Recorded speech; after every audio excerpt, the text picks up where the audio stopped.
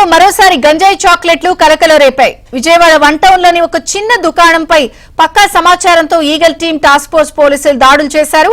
Shop నుంచి 110 ప్యాకెట్లతో ఉన్న 4400 గంజాయి చాక్లెట్లను స్వాధీనం చేసుకున్నారు. షాపును అధికారులు సీజ్ చేశారు. నిందితులపై కేసు నమోదు చేసి దర్యాప్తు చేస్తున్నారు.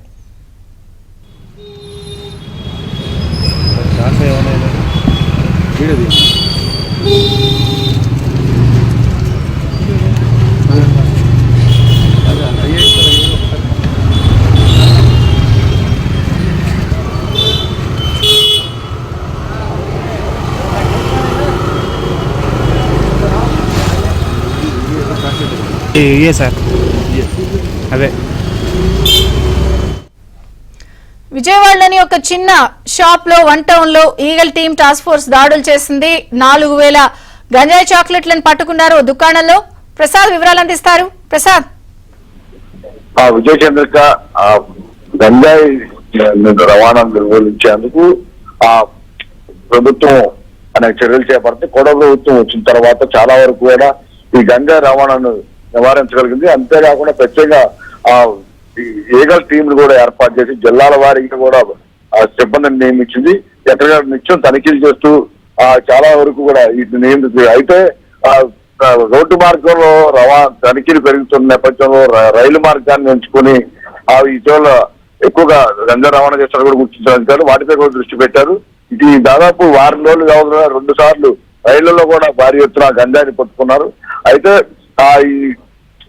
నిన్న విజయవాడ వన్ టౌన్ లో ఒక బడ్డీ చాక్లెట్ల తరహాలో గంజాయి అమ్మటం కలకలం కలిగించింది. దీనిపై పక్కా సమాచారం అందుకున్న టాస్క్ ఫోర్స్ అలాగే ఈగల్ టీం సిబ్బంది ఆకస్మికంగా తనిఖీలు చేశారు. మొత్తం వారి నుంచి చాక్లెట్ల రూపంలో ఉన్న గంజాయి ప్యాకెట్లు కూడా స్వాధీనం చేసుకున్నారు.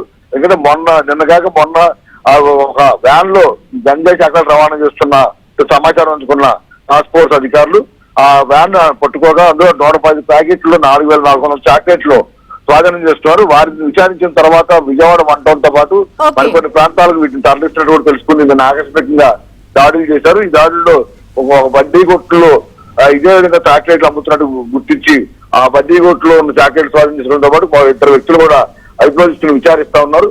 ఇదే విధంగా ఈ గంజాయి గతంలో గంజాయి పొట్లాలు రూపంలో రవాణా చేసేవాళ్ళు ఇప్పుడు ఎక్కడ అనుమానం రాకుండా చిన్నపిల్లలు తినే చాక్లెట్ల తరహాలో ప్యాకింగ్ కూడా తయారు చేసి పెద్ద వ్యవస్థను ఏర్పాటు చేశారు.